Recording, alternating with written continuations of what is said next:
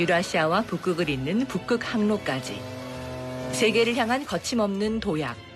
그 엔진은 바로 부산 사람입니다. 우리가 부산입니다. 우리가 부산입니다. 우리가 부산입니다. 당신의 자부심이 부산의 미래를 만듭니다. 이 캠페인은 대선공익재단과 부산영어방송이 함께합니다.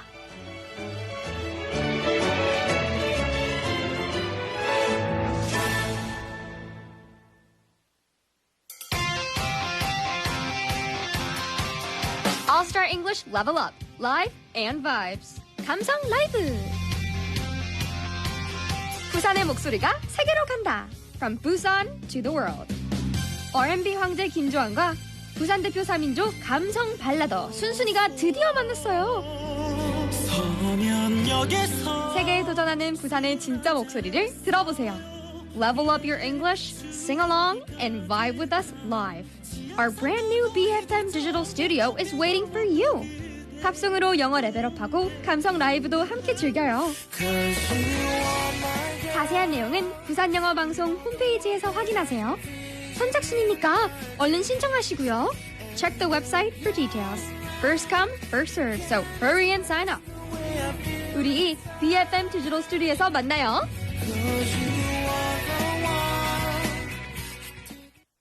We are the Zero Waste Rangers. To save Mother Earth, just remember the 5 R's. Would you like a bag for that? No thanks. I brought my own bag. Number 1, refuse. Just say no to things you do not need.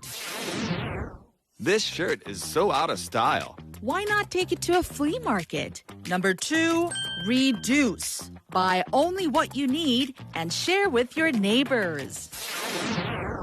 1 iced Americano coming right up. Can I get that in my tumbler? Number 3, reuse. Single use, that's not how we do things. This is such a hassle. Let's just throw it all in together. You've got to peel off the labels and rinse them out. Number 4, recycle. Rinse it, peel it, and recycle properly. This looks different from other sponges. It's a biodegradable loofah. Number 5, rot. Choose a product that returns to nature. Refuse, reduce, Reuse, recycle, and rot. The 5R pledge to protect our planet.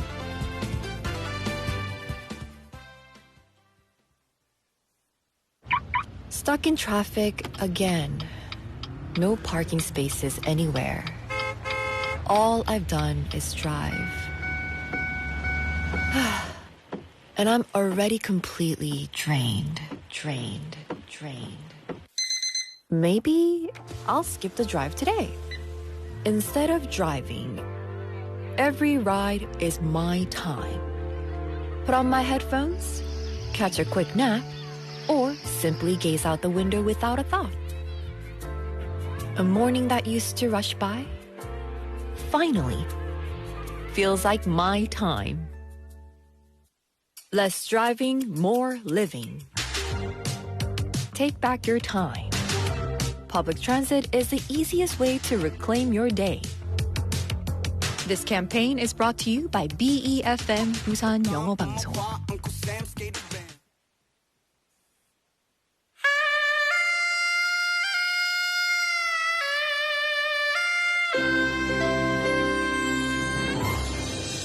The time is now 7 o'clock.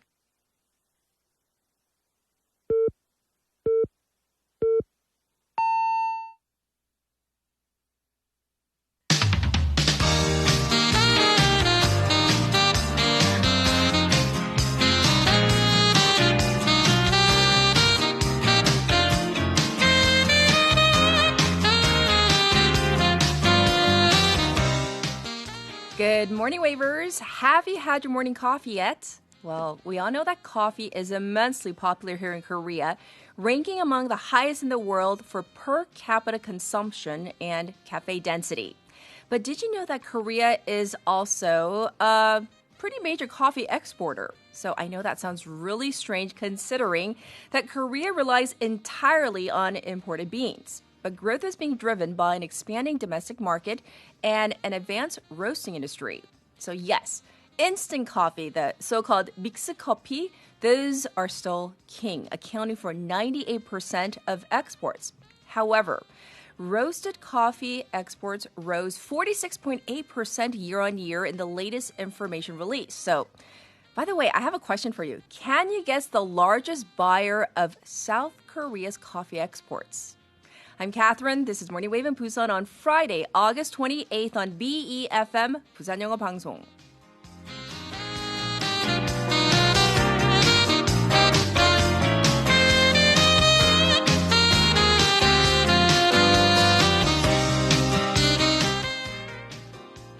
Good morning, everybody. Welcome to the show on this Friday morning. I hope you're all doing well. So I left the opening off with a question. So do you guys know the number one country of South Korea exports? Who buys up Korean coffee? So at number 2, not surprising because it's China at 15.4% of the market. At number 1, okay, that's a drum roll, Israel at 18.1% of South Korea coffee exports. So to me anyway, that was a little surprising. Wanted to share that with you. Well, wherever you are, if you drink coffee or maybe you're a tea drinker, I hope you are ready to enjoy your morning together. Okay, so here we go to our text topic. And I promise you, this is very much related to a story coming up later on in hour number 2. Do you act cutesy around anyone? 자, 나는 애교 누구한테까지 가능하다. Some people are just cute. That's just how they are. They're born that way. Other people, depending on the situation and with whom they are interacting with, 내 귀요미 이제 터져 나올 때, 때와 장소, and 누구랑 굉장히 중요하죠. So I want to hear all about your cutesiness, your cuteness. You can send them into BFM's live stream live chat on YouTube. Go to that platform and you can search for our channel, BEFM, 부산영어방송. Once you find our channel, you can subscribe, log in, and chat with our other waivers. From your phone, pound 9050, 샵 9050. That's going to cost you 100 won. You can also reach me for free on Kakao Talk. So same thing there. You got to find our account first. BEFM, 부산영어방송. Once you do, add us as a friend, and then you can send in your messages, photos too. And the ways you can tune into Morning Wave in Busan on the radio, 90.5 or 103.3 FM. That's if you're in the Busan area. Like I said, we're streaming live right now via YouTube, and you can definitely check us out on the apps as well. So, okay, I'm actually gonna be 우리 피디님 빙의. This is what she does. I swear this is not me. 우리 조예지 피디님. 네. This is what she does. I gotta take my earpiece out because it might go flying.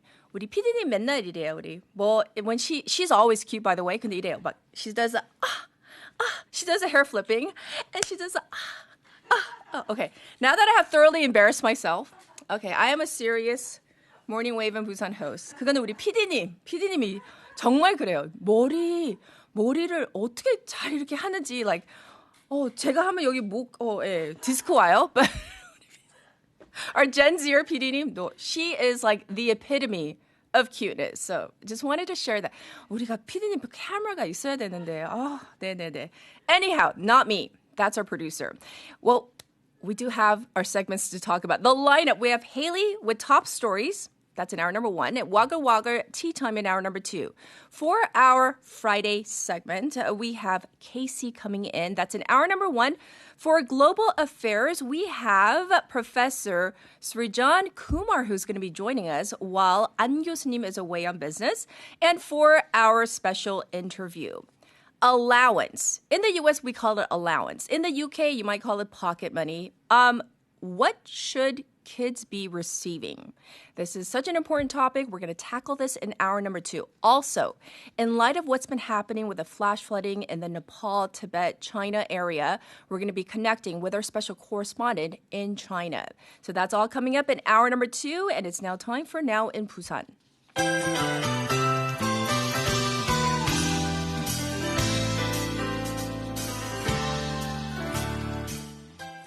It's time for Now in Busan. This is our local news segment. Our first story is about Bulgyeong to get a 10% discount on industrial electricity rates. The southern regions, including Busan, Ulsan, Gyeongnam, as well as Jeolla, will see up to a 10% discount on their respective industrial electricity rates following the announcement of the government's regional electricity rate differential scheme. However, the plan did not reflect the concentration of nuclear power plants, which Bulgyeong has several, as a factor for discount rates, and the 10% rate is far below what the industry had been hoping for. The Ministry of Climate and Energy and the Korea Electric and Power Corporation, known as KEPCO, plan on taking the necessary next steps to implement the new system within the year. All right, moving on, the Oceans and Fisheries Ministry to implement fall accident prevention measures. The Ministry of Oceans and Fisheries announced that it will implement accident prevention measures against maritime accidents between September and November, as these fall months have a higher rate of accidents from fishing and leisure activities coupled with high waves. So the ministry will inspect some 1,500 vessels to see if they are abiding by safety regulations and look over the state of their safety equipment and dispatch guidance and security ships over waters with high accident risks. Next up, let's talk about our city, Busan, to support remote workers.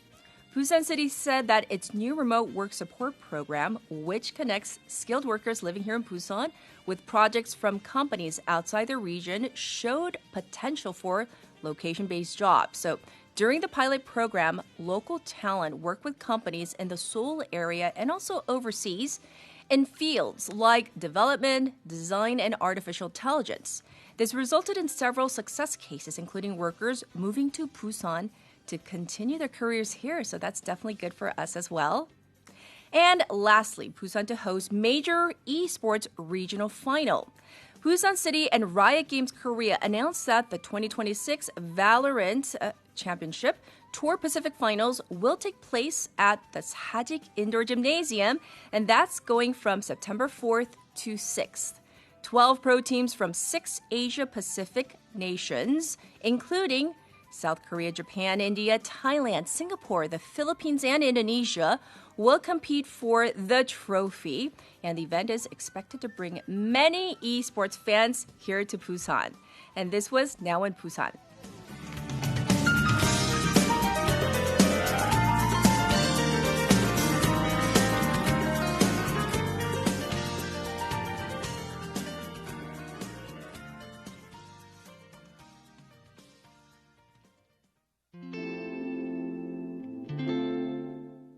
And this is Hawaiian Couple by Humming Urban Stereo.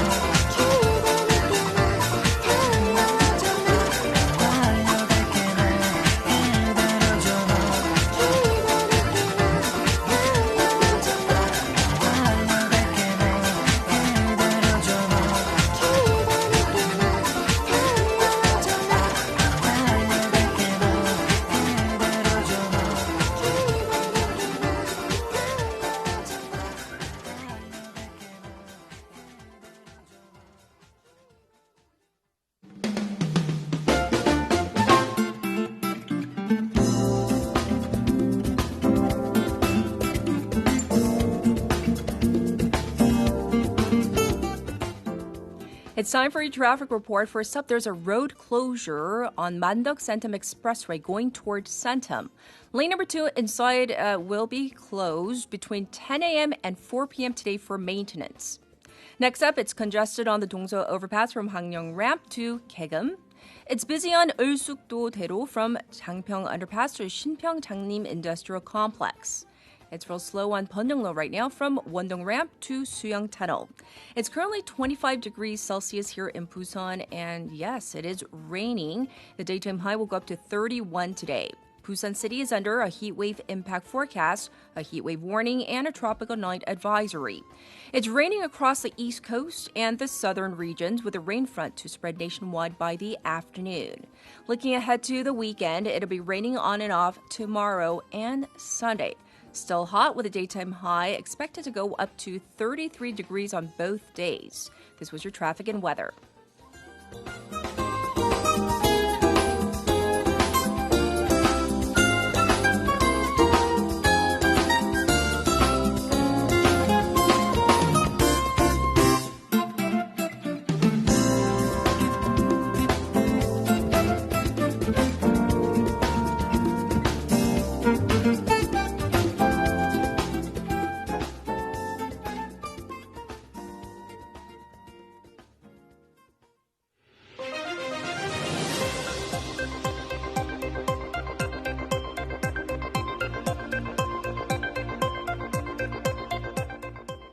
It's time for the morning brief. 9 of 10 isolated South Koreans moved to safety in Nepal. 9 out of 10 South Koreans who had been stranded following the massive flood in Nepal were moved to safety on Thursday local time, with one still remaining at the affected site as the death toll has spiked to 389 in the disaster as of broadcast time.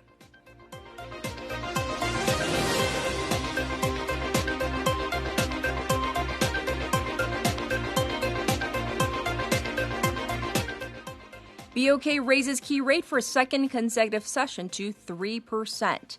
The Bank of Korea, or BOK, yesterday raised the benchmark rate by 0.25 percentage point for the second straight meeting to curb mounting inflationary pressure.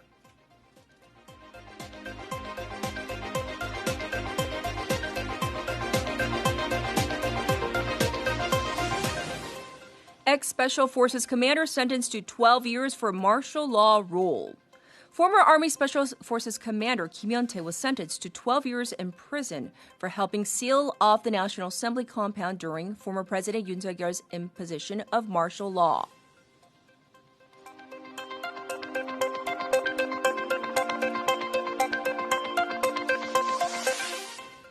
Kim So-young sentenced to life imprisonment for killing 2 people. The Seoul Bukbu District Court yesterday sentenced 20-year-old Kim So-young to life for murdering 2 men and injuring 3 others with lace strings in the so-called Gangbuk Motel murders.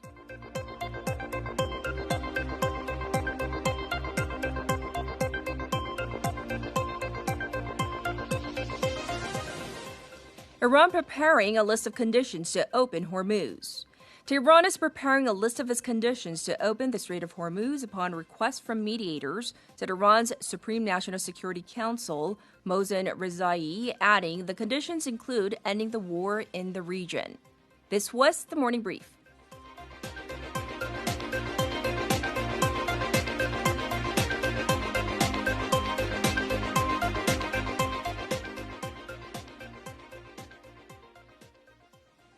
This is hour number 1 of Morning Wave in Busan. We're joined by Haley for top stories. Let's say hi first. Good morning. Good morning. We are going to begin with the situation in Nepal. So where are we on the casualties and missing persons from this massive flash flood? The casualty rate has gone up significantly since we last spoke, with both casualties in Nepal and Tibet coming to 389 dead as of broadcasting time.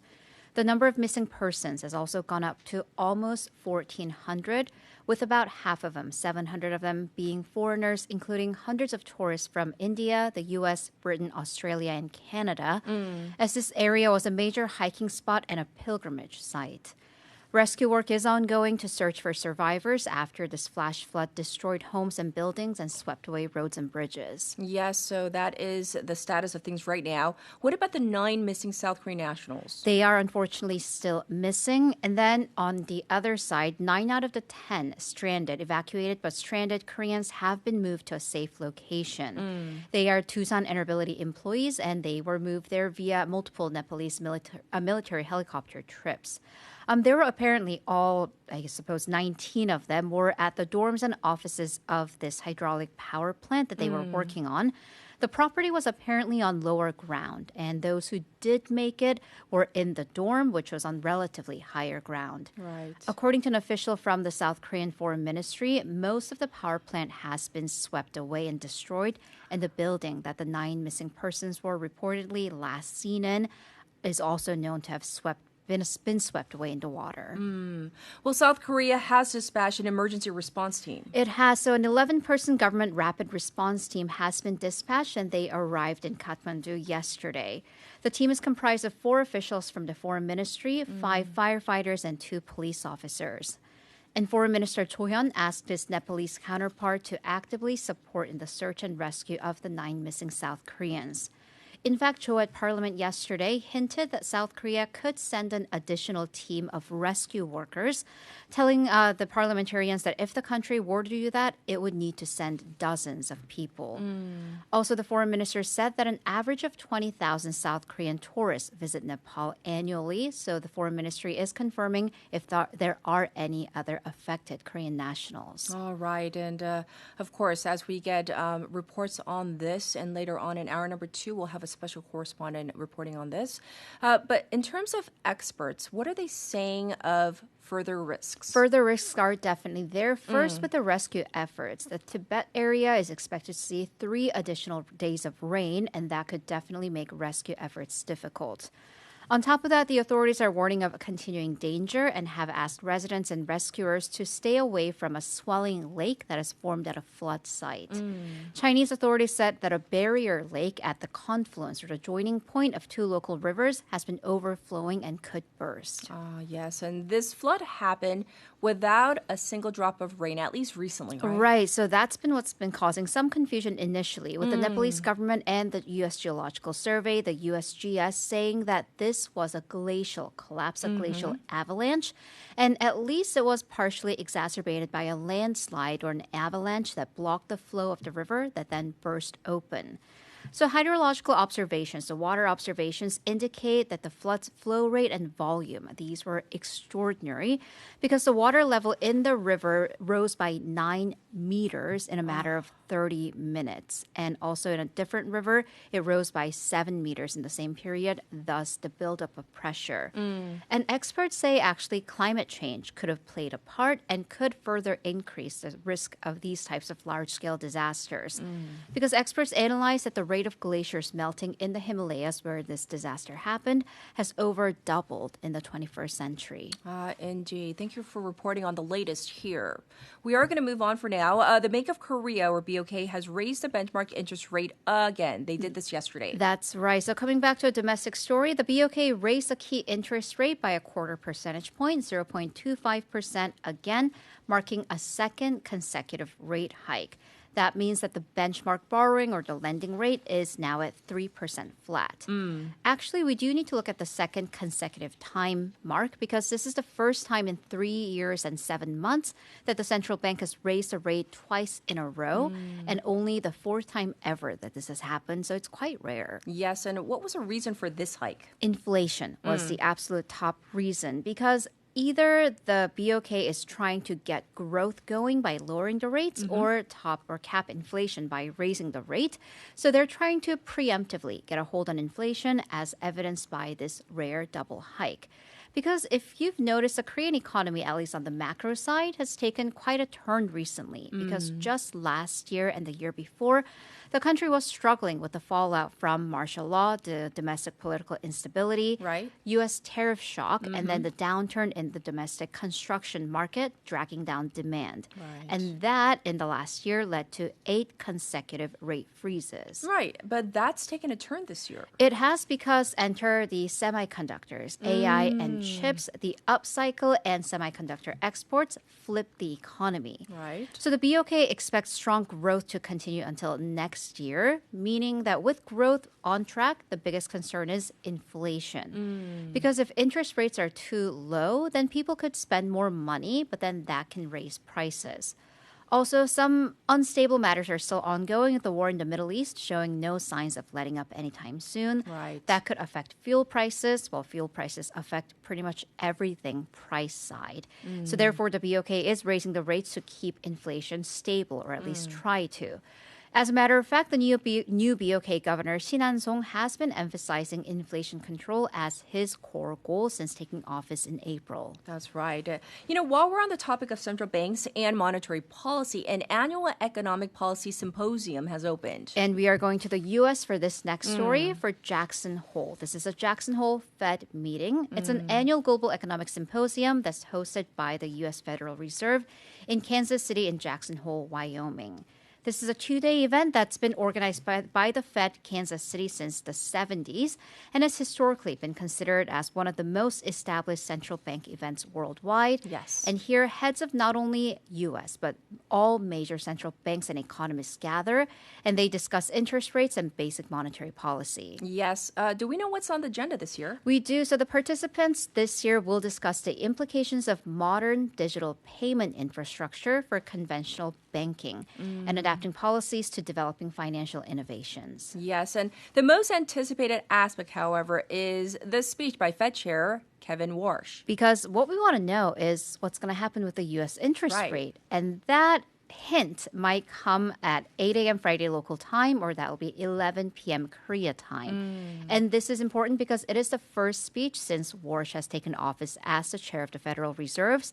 So all eyes in the market will turn to him and this speech for any clues to be derived from his speech. Sure. Actually, because that's ahead of the federal markets or Federal Open Market Committee's meeting scheduled for September 15th and the 16th. So we have a couple more weeks. And during the Fed's last rate freeze, Warsh reiterated his commitment to also taming inflation.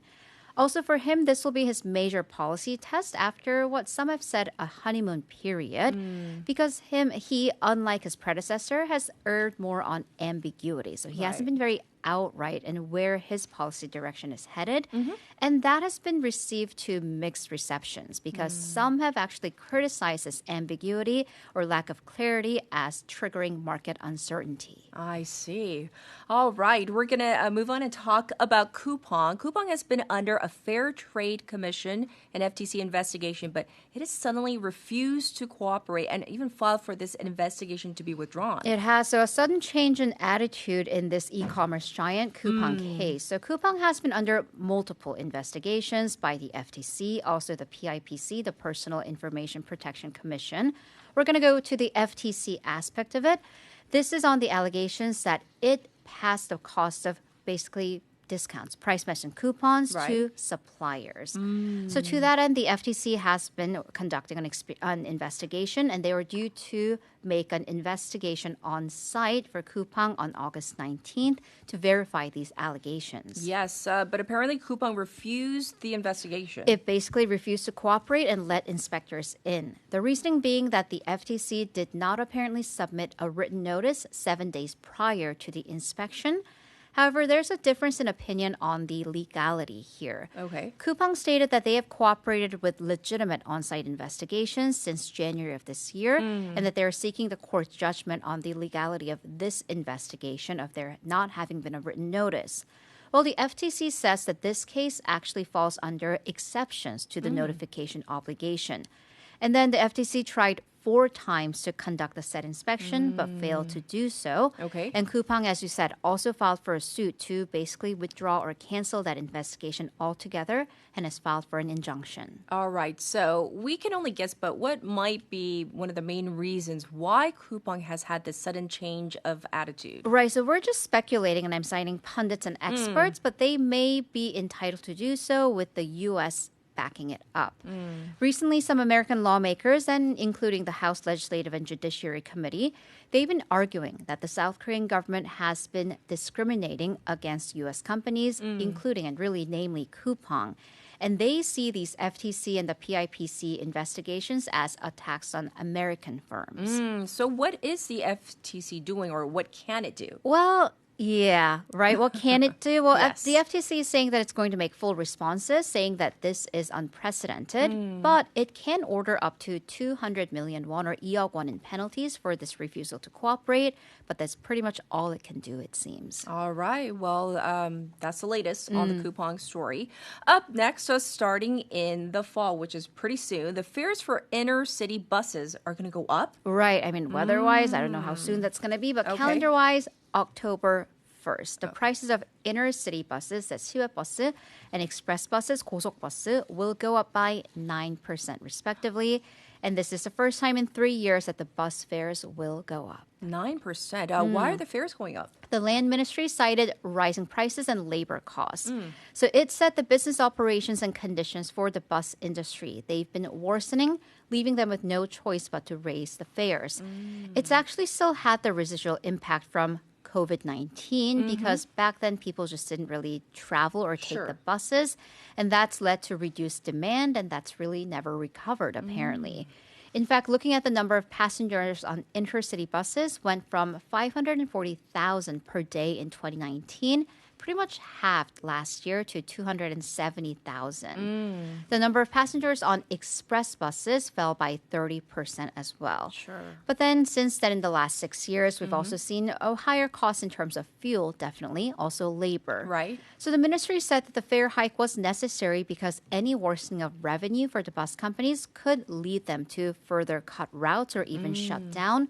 But then if you think about it, there aren't that many areas or regions where the railway is connected to. So for even us going south, or not south, or even south or then west, the buses are often the only method. So they are key modes of transportation. True. All right. So once again, prices are going up. October, we previously talked about this landmark case against Meta about the harms it allegedly poses on children. And now the parent company of Facebook and Instagram, they've agreed to settle case. Right. So this is a landmark settlement now because dozens of U.S. states have accused and sued the tech giant of addicting and harming children with dangerous products.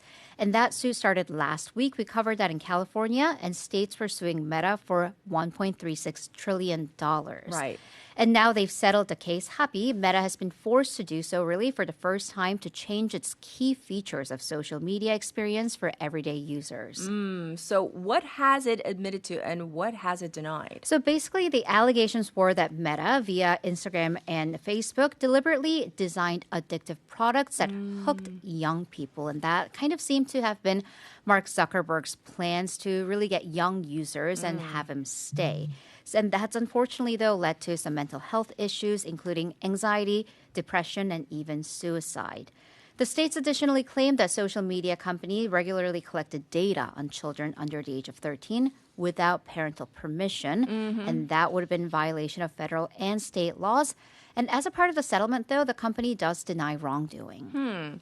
And you said that Meta will have to implement changes on its platforms? Massive changes, according to the California Attorney General, to reduce the risk of harms and do it within months. And that'll include putting time limits, 2 hours roughly for teenagers, stopping notifications during school hours, blocking the app during overnight hours. Also, importantly, bans on these plastic surgery filters that have been known to create some negative body image issues. Yes, and Meta's going to also have to pay, right? And pay $18 billion. Billion. Now, that is significantly lower than, what was it, the $1.36 trillion, but that is still $18 billion with a B. And that money will be divided among states over a period of 10 years, subject to court approval.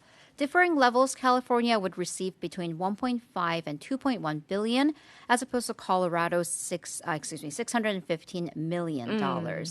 This, though, might be only a tip of an iceberg, though, because not just Meta, but YouTube, TikTok, and Snap are facing thousands of more similar lawsuits, not only brought by attorneys general, but families, individuals, and even school districts. So Meta and YouTube lost the first of these cases in February, and back then they were ordered to pay $6 million to one person. So we will have to see about that. All right. Well, that's it for the news. We'll check in with you in hour number 2. Thank you, Haley. See you in a bit.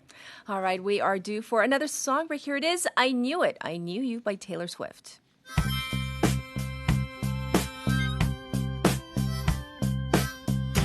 I knew you through the days of the blades of the grass in summer. Parachutes for the free fall of being younger. I memorized the sound of your bare footsteps. Running wild, it's been a long time. Life has ways of leaving those days behind, but seeing you tonight, I remembered I loved you. Came back when it mattered, I saw you standing there in the light of the window, wearing that same smile. Man, it's been a while, but I knew it, I knew you. I knew it, I knew you. I knew you. All your blues like a mood ring, changing colors. You did too. There were times we could fight like brothers. I watched you drive around the bend for what I thought would be the last time I saw my friend. But love has ways of bringing things back to life. All you said was hi, and I remembered I loved you. Came back when it mattered, I saw you standing there in the light of the window, wearing that same smile. Man, it's been a while, but I knew it, I knew you. I knew it, I knew you. I knew it, I knew you.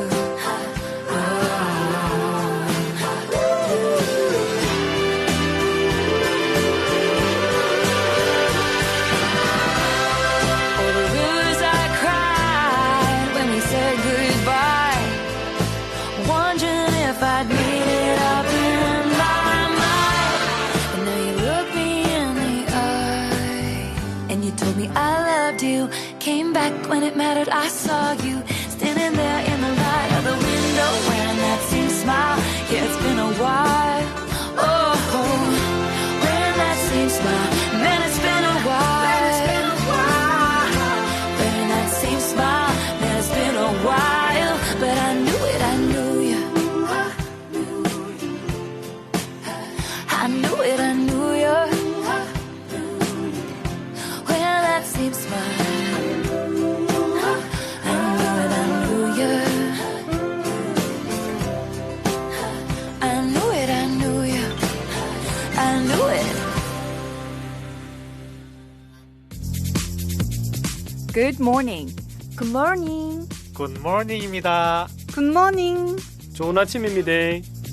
Morning wave in Busan. Morning wave in Busan. Morning wave in Busan. Major news, local buzz, and expert takes. It's all here on Morning Wave in Busan. Brighten up your morning commute with Morning Wave in Busan. Morning wave in Busan.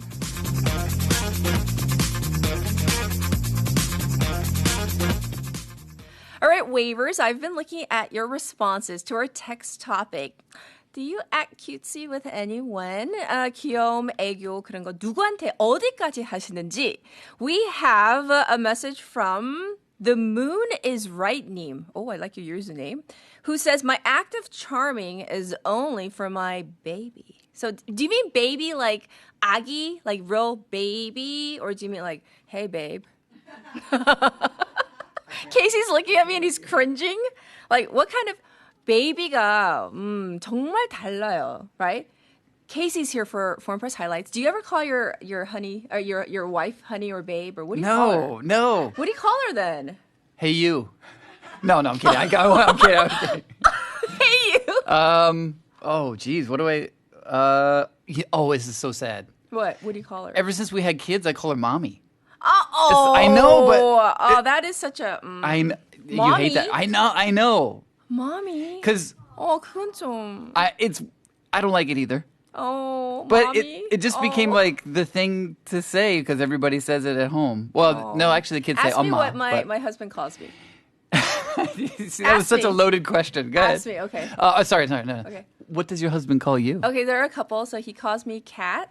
Okay. And when he's serious, when he's not in a good mood, it's the full name Catherine. I was like, oh, dude, okay, what's going on, right? Gotcha. But it's usually Kat or 아니면, okay. Yeah, I mean... 손발 오그라들지만 his affectionate term for me, he calls me 애기야. Eggy? So it's like baby, but in Korean. And the baby. funny thing is, when we're with the kids, 애기야, that's what he calls me. And my girls, they don't respond. They know. They know it's me. That name is reserved for you only. It's for me. Yeah. Right. So, anyways, I just probably lost a lot of listeners right now. Yeah, I actually scooted my chair back a little bit. So I want to see Casey's 애교. Oh my gosh. 애교 보여주세요. Do you do the 어깨춤? Oh. What are you doing? What are you doing? Like, even just like, all right, I'll try. I'll try. Okay, let's try. But I guess I feel like I have to say like Nuna. Okay, 누나. Okay. Yeah, so can I do that? Yeah. 누나, 뭐 같이 마실래요?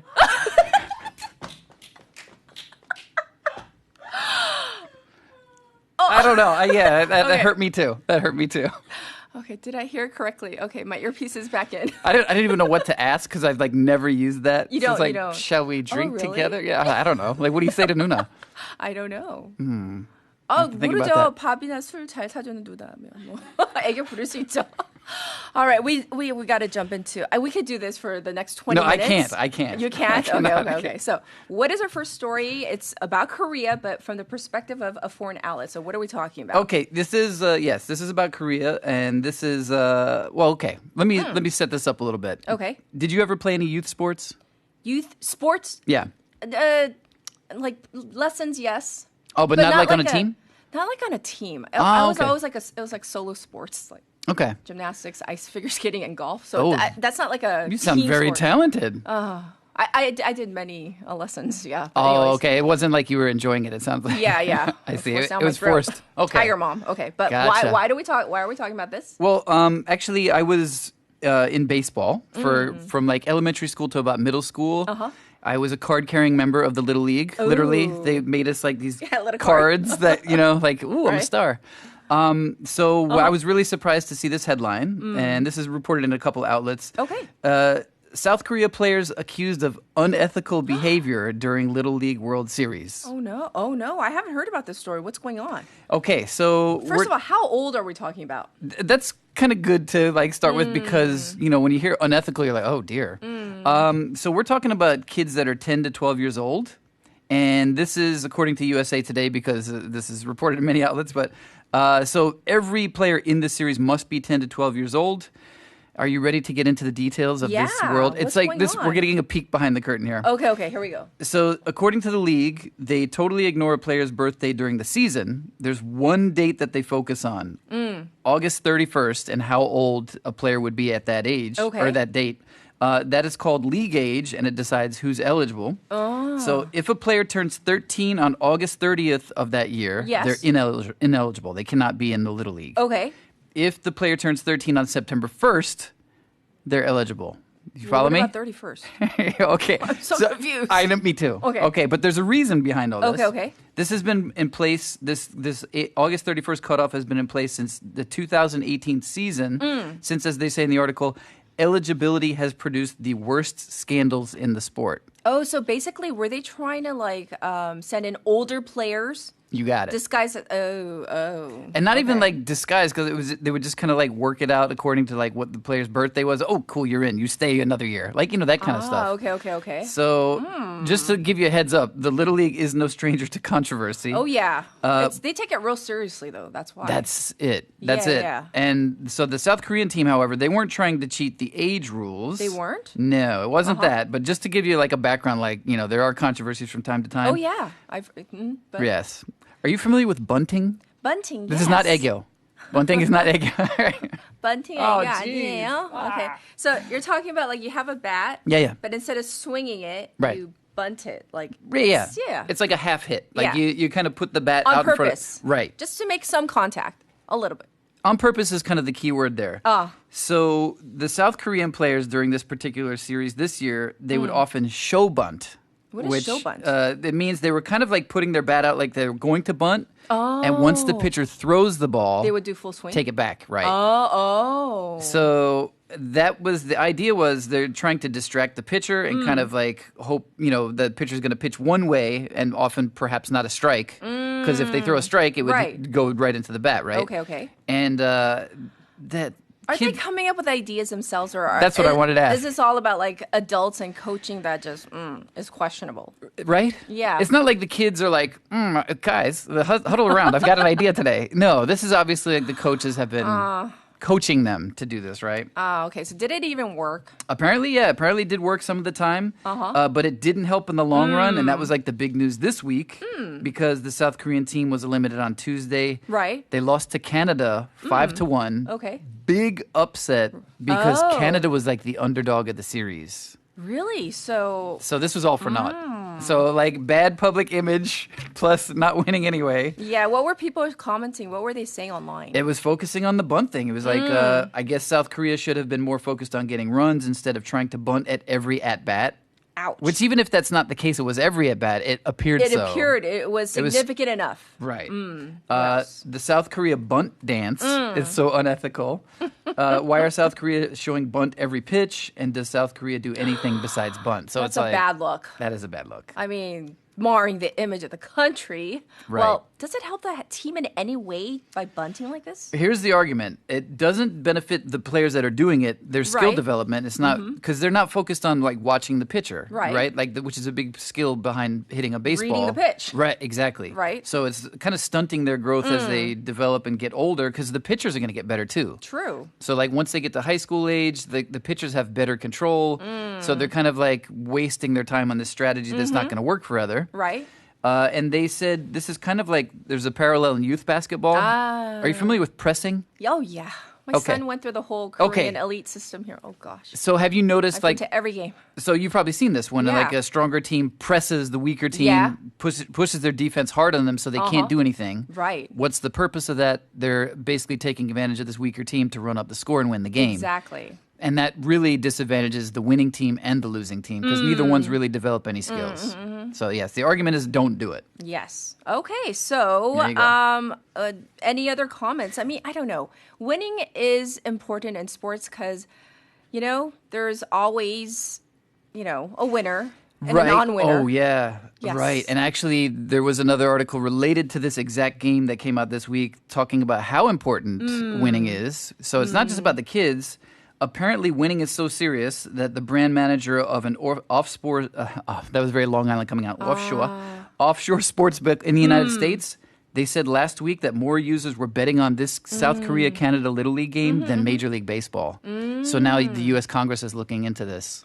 So Wow, it's adults all are kind of adults are kind of ruining everything about Little League. What's basically. going on? It's called Little League for a reason. Let the But kids play. I know, but the thing is, Little League is so uber competitive when Yeah. you have like these international competitions. I mean, for some of the kids, unfortunately, it's like life or death. I mean, Yeah, they take well- it really seriously. So That's kind of why I was happy to see Canada, do so well because their strategy was this: like, hey guys, if we win, we'll get ice cream for everybody. Isn't that like kind of what it should be? it should be, but it's not. Well, it could be. Perhaps we should change these Yes, things. absolutely. Well, very interesting first story. Let's go to our next story. So, what's it about? Where's it from? Okay, this one is from CNN, and you know what? We've talked about Haenyeo quite a bit before. Of course, Haenyeo, yes. And I feel like I've learned a lot about sharing things on this particular segment about like lifestyle and everything. Right. So I was really surprised this week to see the accidental Haenyeo, Accidental? how an American became South Korea's only foreign sea woman. Oh my goodness. You know who I'm talking about? Yes. And by the way, Go ahead. I just want to give a little heads up for all of our waivers out there because we are going to be focusing on this for a special interview next week. So Cool. if you are interest. If your interest has been piqued. And if it's not, I will do further. I will do further work to get people. Okay, I want to know more. I'm going to be tuning in. Next week, yes. Yeah. Okay, so I want to know a lot more. let's. Who are we talking about? Okay, so her name is Kylie Jenner. Yes. And so she's pretty famous now, actually. Like CNN sought her out, but they're not the only ones. And if you're not familiar, I think most of our listeners are, but just in case. Yeah, Haenyeo are basically female divers. Hae means sea, Yeol means women. And they're historically from Jeju Island. Right. They dive into the ocean without breathing gear, which is a key part of it. They're free divers. Yes. And they do this to catch seafood for a living. Right. And according to local officials, as of this year, Kylie is the only foreigner to hold a Haenyeo license. And you need a license. This is mandatory. So if you want to engage in this activity, especially commercially, right, you need a license. So I don't know. Have you ever considered getting one? I mean, I like water. Me too. I like swimming. Yeah. But I'm not a free diver. It seems daunting, does it not? Oh, of course. Yeah. Yes, I get at the deep end of a pool, I get nervous even. Do you get the pressure? Right. Yeah. Even if it's I don't know, 3 meters, 4. It's just yeah. Yeah. Well, I wasn't even aware. I went scuba diving in Guam, and I wasn't even aware the goggles you wear are extremely important as you go deeper. The single ones, the pressure in your eye builds up quickly. So there's a reason they wear those big face masks ones. Yeah. Right. So, you said accidental Haenyeo. So what do you mean by that? Okay, so she's from New York originally, and in 2012 she graduated, and then she was like, yeah, I think I'm going to go teach English in Japan. So that was her original plan. And then, as she says, a job posting from South Korea offering free housing caught her eye, and I totally remember that. For a lot of people who were interested in teaching English in other countries, South Korea was like, whoa, they're offering what? So she was like, okay. So she ended up in Jinju, and she said that was really actually great for her because it kind of forced her to start learning Korean, which is, I know so many people who did not because they ended up in big cities. Right, that's true. And then you're just, I'll just get by in English. So she said that kind of changed her trajectory. And then after 4 years, she wanted to move to another city. Ooh. She said she was going to K-pop concerts so often that she was like, I guess I should move to Seoul just to save money. So I guess it gets expensive. But then she decided, you know what? There's an opportunity in Jeju. Looked more interesting and it paid more. Ooh. Again, yes. Yeah. They lure you in. And then she's like, okay, cool. You know what? I'll check out Jeju for a little bit. And apparently that was 10 years ago. Oh, and she's been there ever since? Yeah. Have you had a similar feeling? Deja vu. We're going to stay in Busan for a year. Right. Here we are. Yeah. Years later. Yes. I'm on 20. How did she get to be a Haenyeo, though? Because, okay, so there was a draw. There was a reason she went to Jeju, but that's a big jump to Haenyeo. Yes. So I'm going to give you the answer. I so curious. Please ask her how she felt about this. Yes. Her husband signed her up for it. No. Yes. For real? Yeah. He signed her up, hey. He's like, I signed you up, yeah. Okay, we need, I shall ask her. If but... your husband was like, Eggia, guess what I did today? You would not be happy with that. Oh, no, Eggia would not be happy. I thought so. No. Okay, so also please ask how they met. This wasn't in the article. There's so much I want to know about. Yes. But so basically what happened was in 2024, the village of Yeongnakni put out this message that they are looking for people to join the Haenyeo school. Okay. Because they have a dwindling population there. And so they put it out word of mouth. They put it out online. Somebody put out a group chat and said, hey, they need some young people interested in Haenyeo. Anybody interested? Her husband's like, oh, I saw that post. I got you. I got somebody for you. My wife. Yeah, totally. So it wasn't that simple, though. He did volunteer her, but they say she was promptly denied for being a foreigner. So it was wasn't even considered. Okay. At first. I'm thinking, I want to be at first. And I'll ask her, but I'm like, I hope it's I hope it's more of maybe there's a language barrier or who Could knows? Be. I mean, there could be several reasons for that. Yeah. It kind of indicates in the article people weren't sure that she would really commit to it, or maybe didn't understand the commitment behind it. Your life is on the line. Yes. And you're usually with a group of women. And you have to stay together. That's exactly key. There's no I have something to do at 3 o'clock. I'm getting out early. Everybody has to leave the water at the same time for safety. Mm-hmm. Yeah. So that's a big part of it. Yeah, there's so much I want to know. Like, I'm definitely tuning in. Can I phone in with questions and stuff? Can I call in? If you don't, I'm going to be mad. You better be texting into our I need to know the day and time. Right? Our note too. You let me know. Yes, absolutely. But yeah, so actually she did finally get an interview a month after being rejected. Uh-huh. And the village's fishery chief, who is named Kim Chang-sik, said, okay, we're going to relent on the foreigner ban. Come in for an interview. Okay. And he's like, you can start, but just know that being a Haenyeo is really hard. Oh, yeah. It's not something, if it's not something that you want to do, don't feel bad. Just tell us. So to me, and if you hear that in an interview, isn't that kind of like, you don't really want this, right? I know, it's like warning bells going on. All right. Like, do you really want this? Yeah. Are you sure? But she did it. So as of January of 2024, she's been doing it ever since then. Wow. So once again, we're going to have her on next week, right? Exciting. Oh, so we're super excited. But thank you for the preview. Yeah, I mean, there's so much more even in this article. So Right. grill away. I want to know. Give me more details. Yes. I shall ask her. Yes. But thank you so much for these two really interesting stories. Very different. And for sharing your aegyo, or lack thereof. I apologize to everyone. No, but wishing you a wonderful weekend. Check in with you next week, okay? Have a great weekend. All right, everybody. Well, it is time to wrap up hour number 1. By the way, if you're joining us right now, our text topic is, do you act cutesy around anyone? Like how far? Like up to what point and with whom is our text topic. And for our final song, our PD님, 센스 만점이에요. For all the Aggies out there, Baby by Justin Bieber. Enjoy. We'll be back at 8. Oh, oh, oh, oh. You know you love me. I know you care. Just shout whenever, and I'll be there. You want my love, you want my heart, and we will never, ever, ever be apart. Are we an item? Girl, quit playing. We're just friends. What are you saying? Said there's another look right in my eyes. My first love broke my heart for the first time, and I was like, baby, baby, baby, oh, like, baby, baby, baby, no, like, baby, baby, baby, oh, thought you'd always be mine, baby, baby, baby, oh, like, baby, baby, baby, no, like, baby, baby, baby, oh, thought you'd always be mine, for you, I would have done whatever, and I just can't believe we ain't together, and I wanna play it cool, but I'm losing you. I'll buy you anything, I'll buy you any ring, and I'm in pieces. Baby, fix me, and just shake me till you wake me from this bad dream.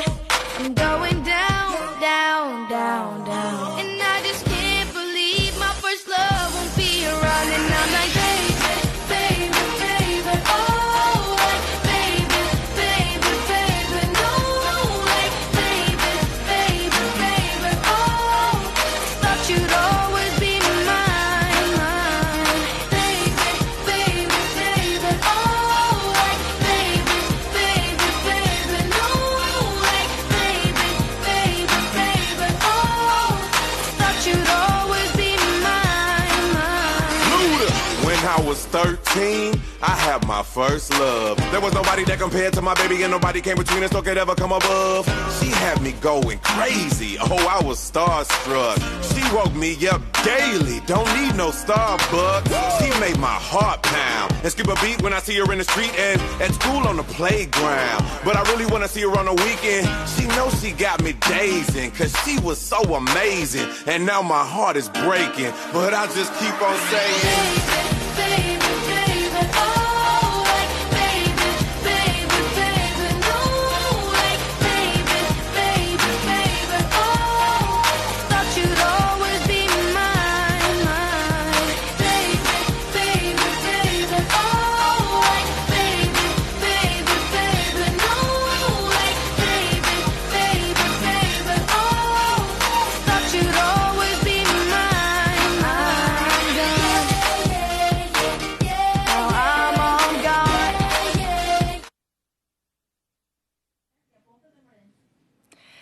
Hi, this is Catherine. And just to let you know, this chat right now, it's streaming live on YouTube. So there should be actually two of you in the chat room. First, I'm going to address Professor Ashley. Is it LeBaron Black? Is that how I pronounce your name?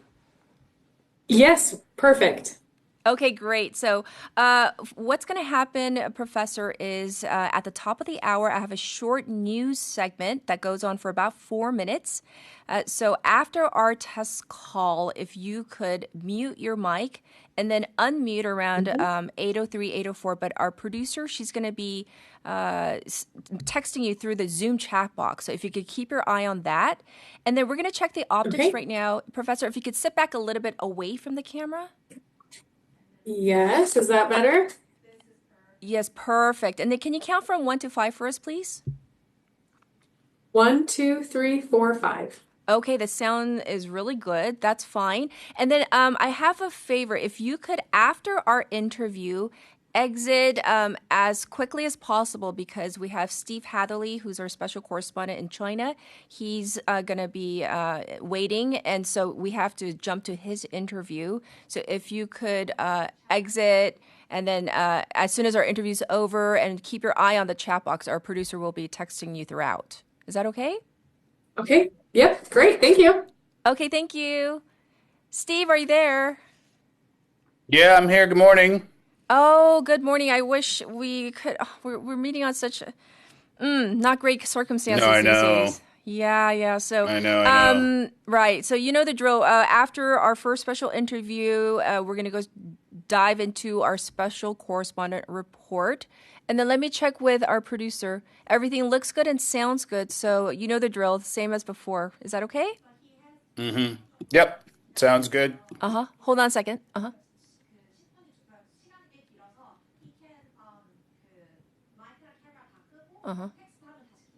Okay, and so our PD님 says that, it's going to be a while, like maybe 8:14, 15-ish when you go on air with us. So if it's, you can turn off your mic and camera until then, and then she'll text you to turn everything back on.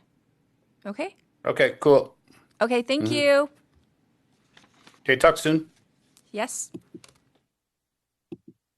Single use, that's not how we do things. This is such a hassle. Let's just throw it all in together. You've got to peel off the labels and rinse them out. Number 4, recycle. Rinse it, peel it, and recycle properly. This looks different from other sponges. It's a biodegradable loofah. Number 5, rot. Choose a product that returns to nature. Refuse, reduce, reuse, recycle, and rot. The 5R pledge to protect our planet.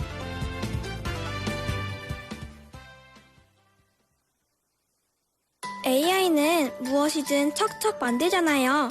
그런데 AI가 되살릴 수 없는 소리도 있대요. 사라지면 다시 살릴 수 없는 대한민국의 푸른 자연을 지켜주세요.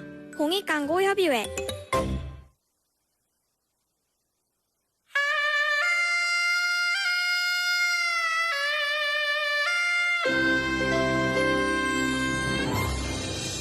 The time is now 8 o'clock.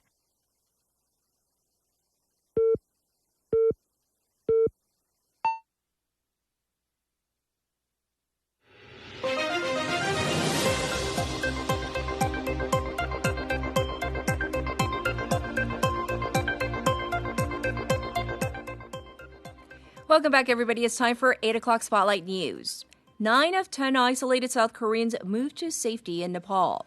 9 out of 10 South Koreans who had been stranded following the massive flood in Nepal were moved to safety on Thursday local time, with one still remaining at the affected site, as the death toll has spiked to 389 in the disaster as of broadcast time. The South Korean government yesterday dispatched a joint emergency response team to Nepal to support search and rescue efforts for the 9 South Koreans who remain unaccounted for.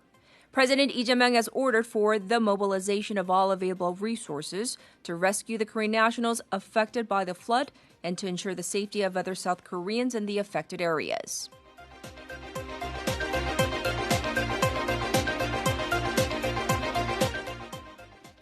BOK raises key rate for second consecutive session to 3%.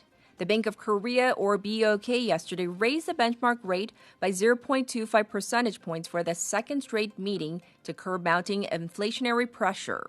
It marked the first back-to-back rate hike since January 2023, when the central bank raised the rate at 7 consecutive meetings starting in April 2022. The BOK also raised its 2026 growth forecast to 3.3% from 2.6% in its economic outlook report, with a 2.9% outlook for 2027.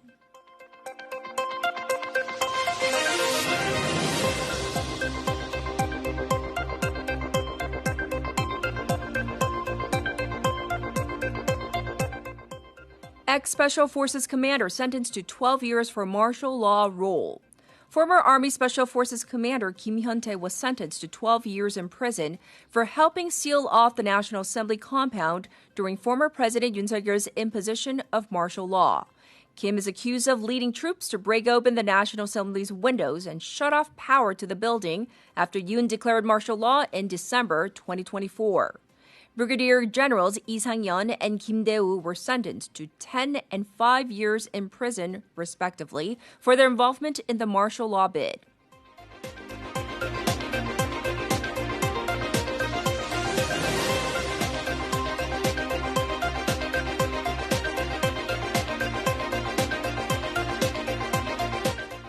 Kim So-young sentenced to life imprisonment for killing 2 people. The Seoul Bukbu District Court yesterday sentenced 20-year-old Kim So-young to life for murdering 2 men and injuring 3 others with laced drinks in the so-called Gangbuk Motel murders.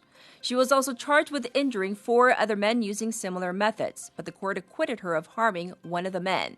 The court also ordered her to wear an electronic monitoring device for 30 years if she is ever released from prison.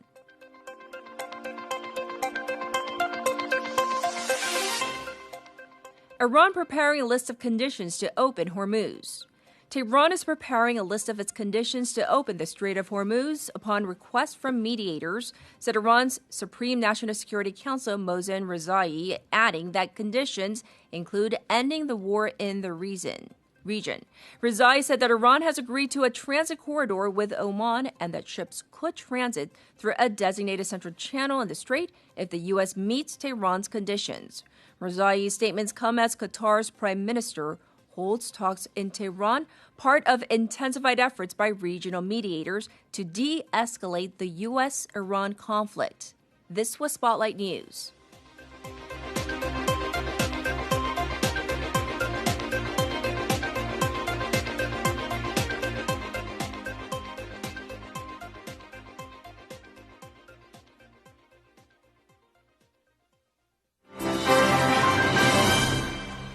It's time for a special interview on this Friday morning. You know, for many children, helping out at home is simply part of everyday life.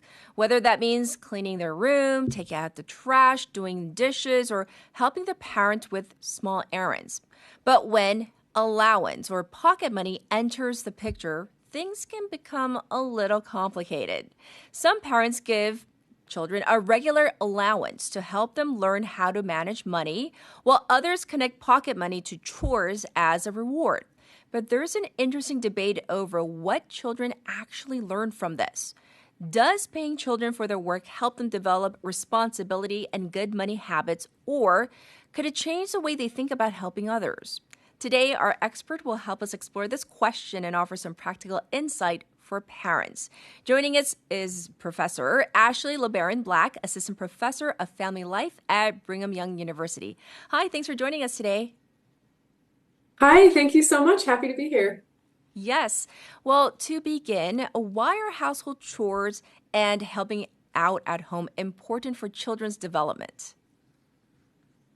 Yeah, we see several great outcomes from children being involved in chores and having some responsibilities with housework and things like that. So some of the outcomes of chores are pro-social behavior later, better problem solving, better health and academic success, peer relationships, even higher life satisfaction for kids who had consistent chore responsibilities growing up. So it seems to really teach kids some really important lessons, give them some great experience that is important for their development across several domains. Yes, and so what kinds of specific things can children learn when they regularly contribute to their respective families through everyday tasks? Yeah, having some responsibility for, life, and obviously they're benefiting from living in the home, from eating the meals, from all these things. And so having some responsibility to help out with that, research shows that helps build concern for other people, helps build collaboration with others and teamwork, and it's just good for building work ethic, for kids to realize that they need to contribute, that these things don't just magically appear. There's not a fairy who comes and makes dinner, and helping them put in some of that work is really good for them. Right. And then enters the whole money aspect. When parents give children, if it's a regular thing, maybe allowance, if it's a once-in-a-while thing, pocket money for doing chores, does that change how children think about their contribution in the home? Yeah, so there's not tons of research on that specific to allowance, but there is some research that has solidified pretty strongly that when we give children extrinsic rewards for certain tasks or behaviors, that people tend to actually lose intrinsic motivation for doing that thing. So by giving children money for the execution of household chores, we actually might accidentally, sadly, make them less motivated, less interested in doing the chores just to help out and because it's a normal, expected part of being in a home and family. I see. And so in terms of there being a difference between, I guess, paying or giving some sort of incentivizing children for routine chores and, incentivizing them for special tasks or jobs, like, helping with a bigger project at home. Is there a difference between like the everyday household chores versus something that is a little bit different? Yeah, I think that the research behind this is fairly limited qualitative evidence from interviews with families, but it does seem there's kind of two concerns that can feel in conflict for some parents. On the one hand, as I think we might talk about next, allowances or just getting money into kids' hands regularly for them to practice with and manage is really important on the one hand. So we want to get kids money regularly to become financially literate. But on the other hand, we don't, want them to always expect to be paid for chores, because that, unfortunately, isn't the case as an adult. And so, and we want them to also, at the same time, make the connection between work and money, though, but also understand that some work in life is actually not paid but needs to get done anyway. So I think what you described is a great potential way to balance these competing interests, where there are maybe some routine household chores that children are just expected to do. But if we want to help them get excited about opportunities to earn money from hard work, maybe extra chores, really hard things like, cleaning, a hard thing that they're not used to cleaning regularly, that might help them kind of recognize that by going above and beyond, by working hard, they might be able to earn money. But they don't get paid for routine, expected things. Yes, yes. Well, what about the flip side where, parents give children maybe a regular allowance that isn't connected to chores at all? So is this a useful thing in terms of helping them understand money and managing their finances? Yeah, it does seem to be really helpful. And, of course, until children reach a certain age in adolescence, they can't go out and really earn regular money themselves. And so, but we know that getting money into kids' hands early on is helpful. And so allowances not tied to chores do seem to be a potentially great way to get kids practice with money, which we know builds their self-efficacy or self-confidence in their own abilities as money managers, helps them be more financially literate. Another reason to get money into kids' hands early on is giving them the opportunity to make mistakes as children is really important so that they can learn from them instead of making bigger mistakes or, later in life.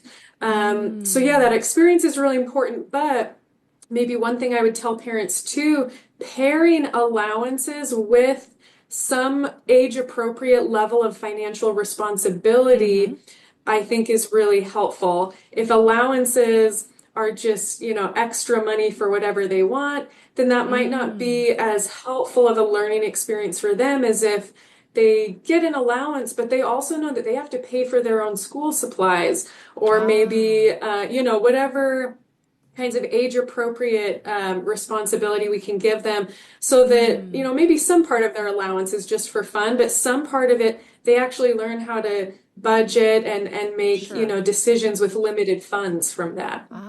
Yes, absolutely. And so going back to an issue that you did touch upon already, Professor, in terms of rewards like money, reducing a child's motivation to help simply because they want to be helpful, because, that really encourages character building. How important is that? Yeah.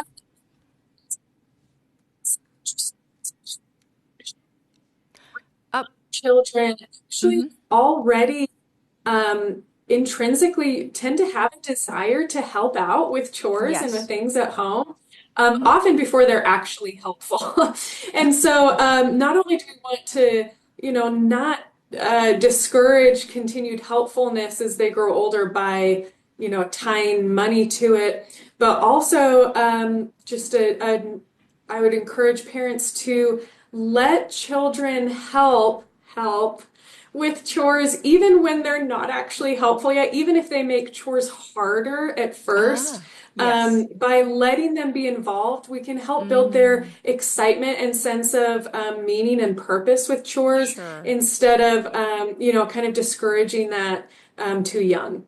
That makes a lot of sense. And for a final question, if parents want to teach both responsibility and also good money habits, what would you recommend is, a good thing to do when it comes to, once again, chores, whether you tie that in with pocket money or allowance or not? But generally speaking, is there a good way to do it?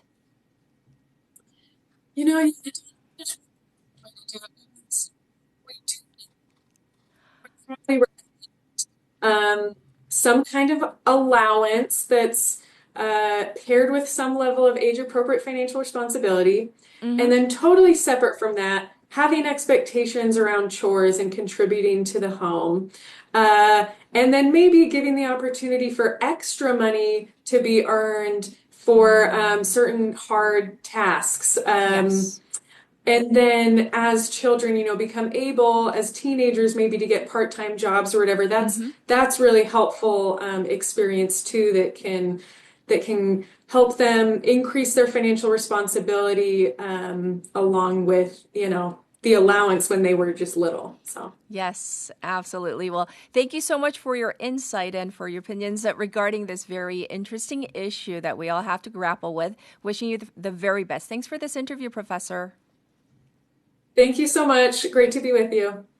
Everybody, this was Professor Ashley LeBaron Black, and I do want to apologize for a short while the audio quality of that interview for some of you that may have been a little wanting, so I want to apologize on behalf of the program. And in terms of our discussion that we had with a professor, so she definitely did want to hone in on not connecting doing household chores, like regular household chores, necessarily with money. So we have to be really careful and mindful of that. All right, we'll be back in just a moment with our special correspondent report.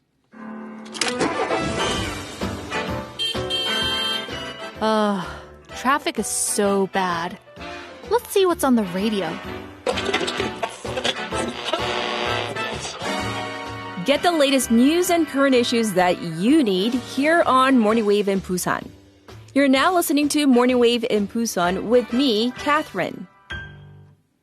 All right, listeners, you know by now that there has been a massive flash flood that has struck Nepal's mountainous region near the border with Tibet, leaving hundreds of people dead or missing. And among those reported missing are 9 South Korean nationals. South Korean President Lee Jae-myung has ordered the government to mobilize all available resources to step up search and rescue efforts for the missing South Koreans.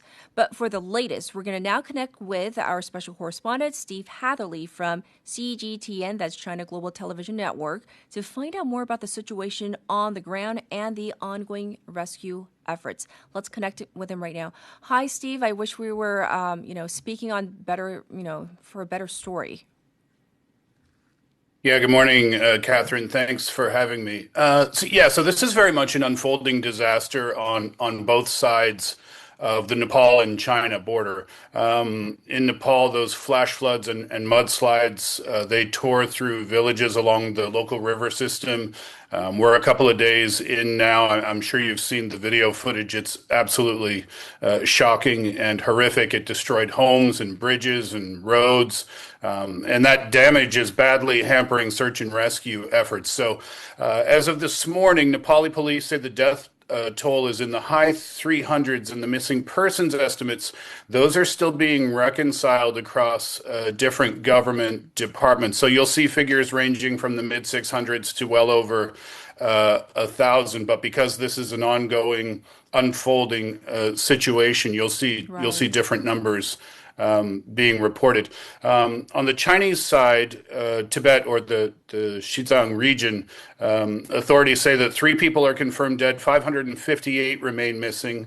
Local state media is reporting that 555 tourists who were in the area have now been evacuated, along with nearly 500 local residents and workers. The area, the Chirong port area, it's a major overland gateway between Nepal and the China side. And this time of year, this is the reason why you see a lot of tourists in the area. It's a heavy tourist traffic area. The crossing is a popular route for a well-known pilgrimage circuit. You've got trekkers there, you've got cross-border traders there. And it normally handles a large share of traffic between Nepal and China, which is why so many foreign visitors were passing through or staying nearby when the disaster hit. But again, those numbers are moving almost hour by hour. So those are the most recent figures I could share with you. All right. Absolutely devastating once again. Do you know what the situation is like for people living in the affected areas in terms of their being able to maybe move to safer ground? Are they receiving food and supplies at this point? Well, in the immediate aftermath of the disaster, again, this was a couple of days ago now, China's central government, they moved very quickly on relief funding and materials. The Ministry of Finance, the Ministry of Emergency Management, they jointly and very urgently allocated 120 million yuan in central natural disaster relief funds on the very same day. And that was specifically to support search and rescue work. It was also distributed to help the resettlement of displaced residents, also hazard clearance and the repair of damaged homes. Also, separately, the National Development and Reform Commission, they arranged another 100 million yuan in central budget investment to support building infrastructure in the disaster area. And then China's central bank, that's the People's Bank of China, they also allocated an additional 5 billion yuan quota under its relending facility. Now, this was done for agriculture and small enterprises to the Xizang Autonomous Region branch. And that was given to guide and encourage financial institutions to scale up credit support for business entities in the disaster hit areas. And then, additionally, the 3 national bodies, that would be the Office of the National Commission for Disaster Prevention, Reduction and Relief, the Ministry of Emergency Management, and also the National Food and Strategic Reserves Administration. They jointly dispatched about 30,000 pieces of central emergency relief supplies. So they sent things like tents and heaters and clothing and bedding and folding beds and moisture-proof mats, as much as they could. And all of the items that I listed there, those are obviously things that people would need in the immediate aftermath to get them the best conditions that they possibly could, considering the situation. Yes. And, from where we're sitting, the reports that we've been getting, there's a talk by experts of this possible glacier collapse and, of course, reports of the landslide as well that have contributed to this. What are you hearing on your end in terms of what triggered the flooding?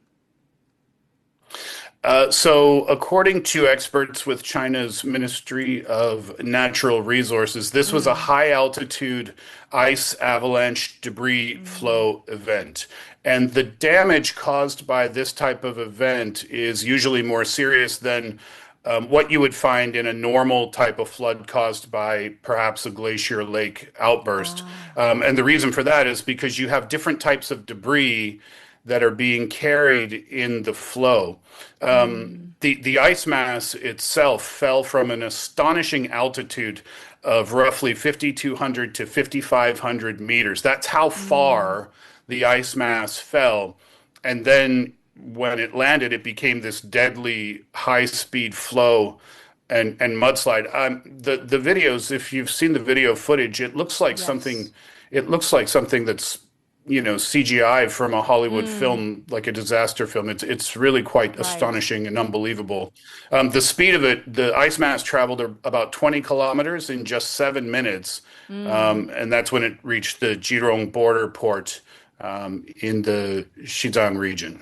And in terms of the kind of search and rescue operations that are currently ongoing, what do we know? Well, I think ongoing is the key word that you mentioned there. President Xi Jinping issued important instructions immediately after the disaster struck, calling for authorities to do everything possible to search for missing people and move threatened residents to safety and treat the injured quickly. All the while making sure that rescue work is carried out very scientifically, and this is done to avoid triggering secondary disasters. The Chinese premier also arrived at the area yesterday afternoon, I believe was his arrival time. And then earlier on Wednesday, China's National Comprehensive Fire and Rescue Force, they had deployed 113 vehicles, 601 fire and rescue personnel. They were equipped with search and rescue dogs and life-detecting devices and inflatable assault boats and other rescue equipment. They rushed to the site as quickly as they could for rescue and disposal operations. Also, the People's Liberation Army and the People's Armed Police, they've also sent more than 500 people.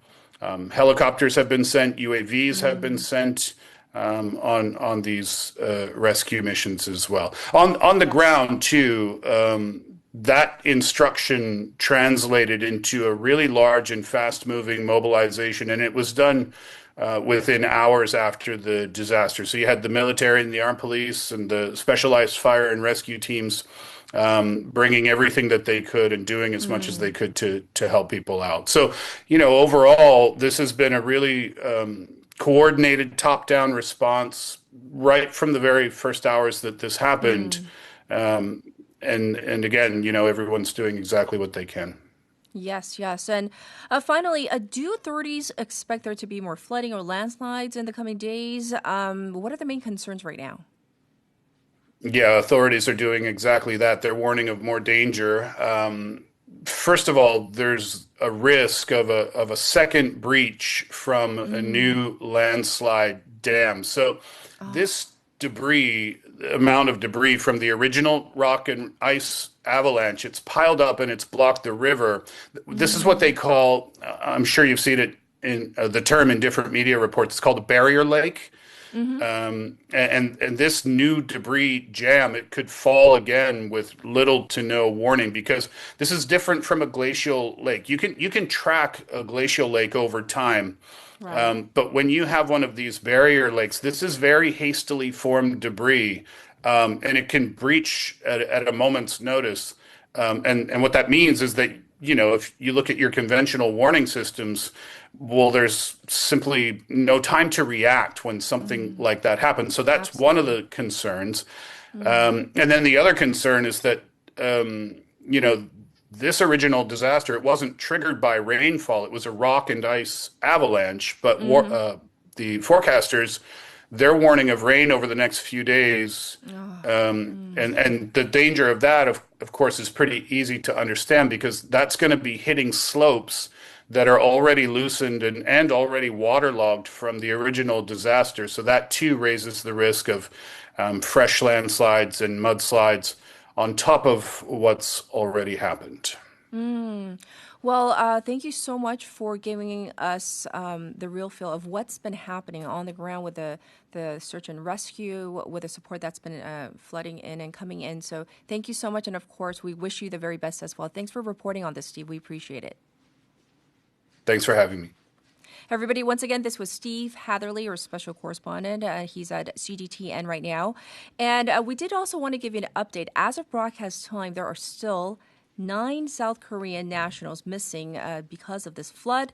9 others who have evacuated have been moved to a safe site, and they will move to Kathmandu today.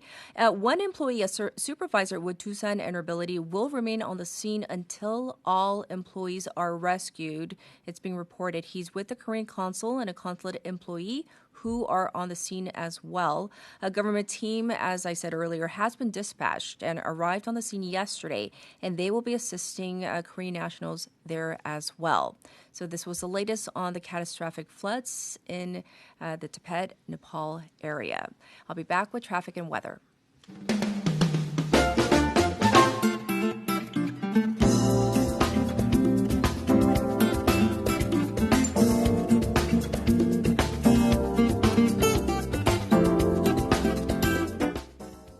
It's time for your traffic update. There is once again that road closure. Mandak-Sentum Expressway going towards Sentum. Lane 2 inside will be closed between 10 a.m. and 4 p.m. today for maintenance. There is a 3-car collision on Gangmyeon-daero going toward Hwamyeong in front of Gupo Station.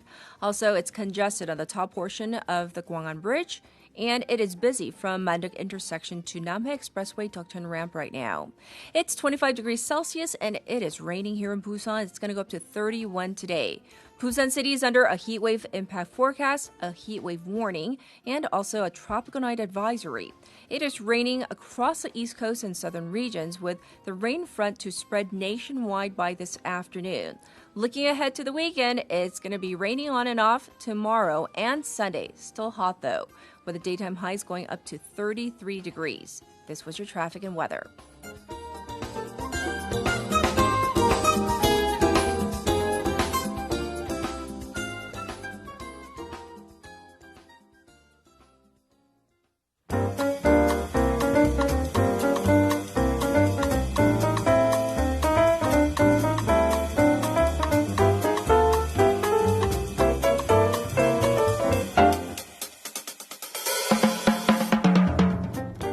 It's time for Wagga Wagga Tea Time. Haley's back. Hello, hello. Yes, yes. And this is like real up your alley. You're so good at going to all these museums. We love heritage trails. The National Museum of Korea has become one of the biggest hotspots for both domestic and international visitors, but it still has a ways to go in terms of, I guess, access and accessibility. Right. So in terms of this third most visited museum in the world now, it has a lot of room to make up for in terms of sign language interpretation.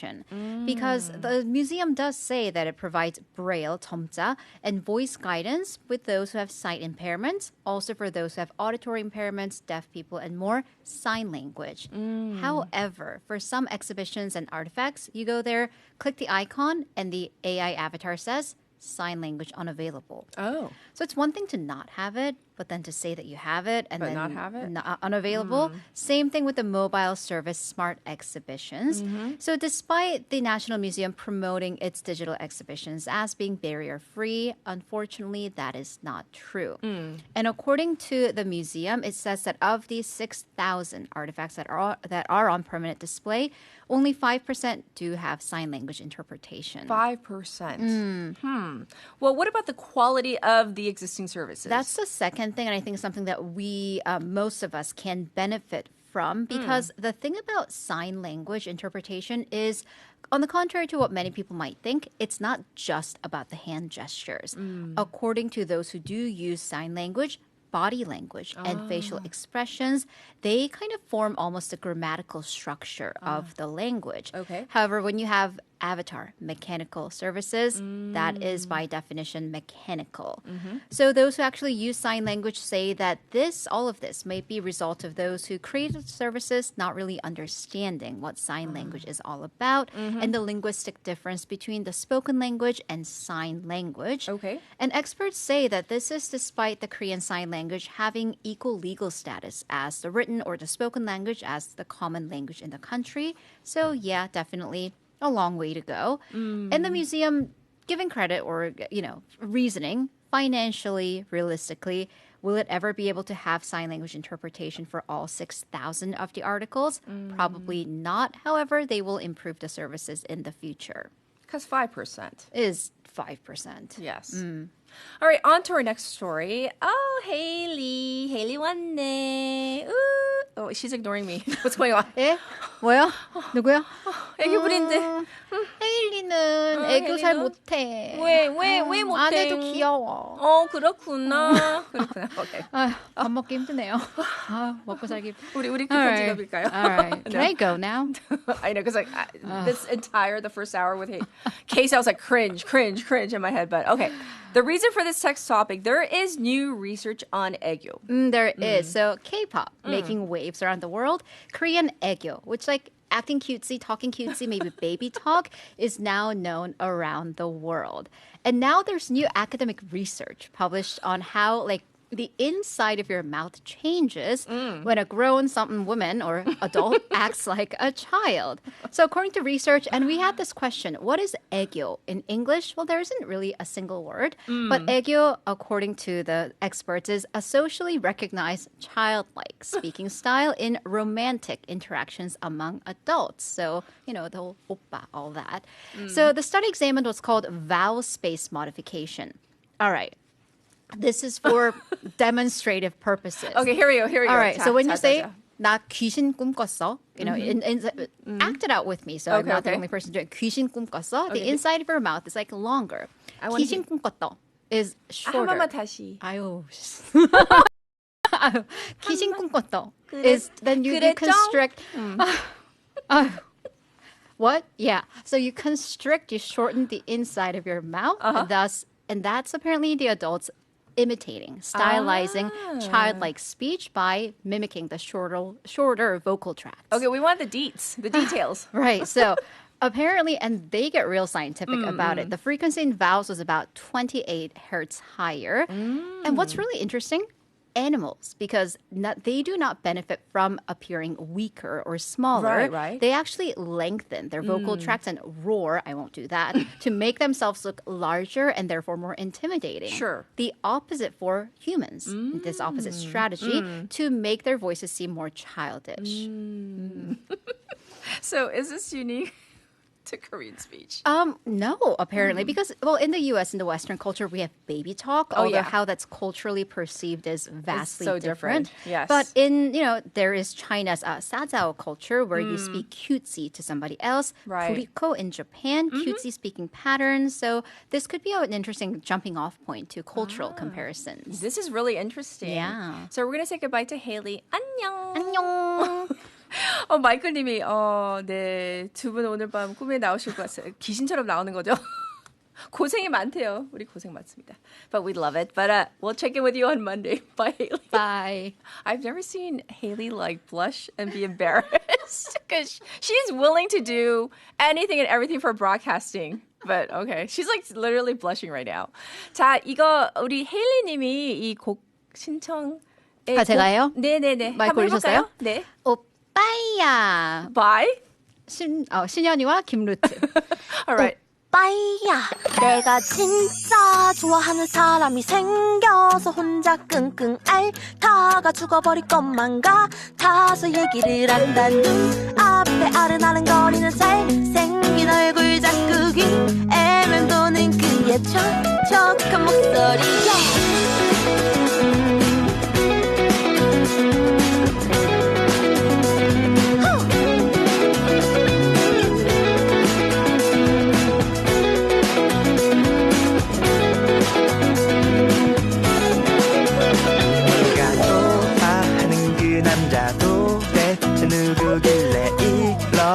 다들 등허니 얼굴은 어떻게 생겼는지 무슨 일을 하는지 나는 너무나 궁금해 나는 너를 좋아하고 너를 좋아하고 너도 나를 좋아하고 나를 좋아하고 우리 서로 좋아하는데 누구도 말을 안 해요 나는 너를 좋아하고 너를 좋아하고 너도 나를 좋아하고 나를 좋아하고 우리 서로 좋아하는데 누구도 말을 안 해요 말을 하면 멀어질까 너무 두려워 너를 잃기가 나는 너무 무서워 말을 하면 멀어질까 너무 두려워 너를 잃기가 나는 너무 무서워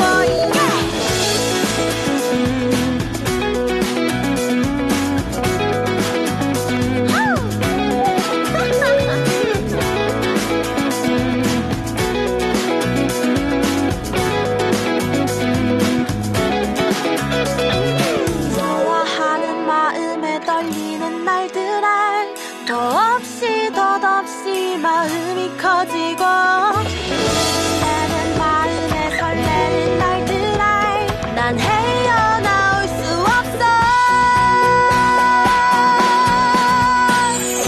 너를 좋아하고 너를 좋아하고 너도 나를 좋아하고 나를 좋아하고 우리 서로 좋아하는데도 그 누구도 말을 안 해요 나는 너를 좋아하고 너를 좋아하고 너도 나를 좋아하고 나를 좋아하고 우리 서로 좋아하는데도 그 누구도 말을 안 해요 나는 너를 좋아하고 너를 좋아하고 너도 나를 좋아하고 나를 좋아하고 우리 서로 좋아하는데도 그 누구도 말을 안 해요 나는 너를 좋아하고 너를 좋아하고 너도 나를 좋아하고 나를 좋아하고 우리 서로 좋아하는데도 그 누구도 말을 안 해요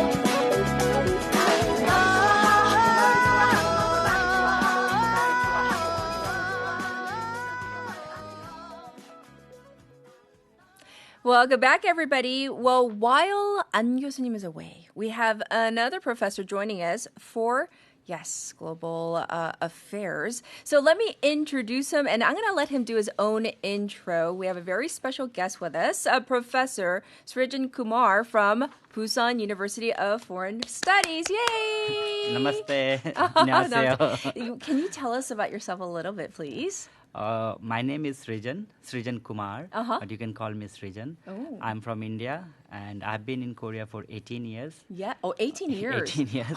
I did my master and PhD here, and now I'm teaching in Busan University of Foreign Studies. Yes. So, Well, yeah. We're happy to have you here, of course. Thank you. Thank you Yes. for having me. Well, what are we going to cover today? I'm excited. I'm What are we going to talk about?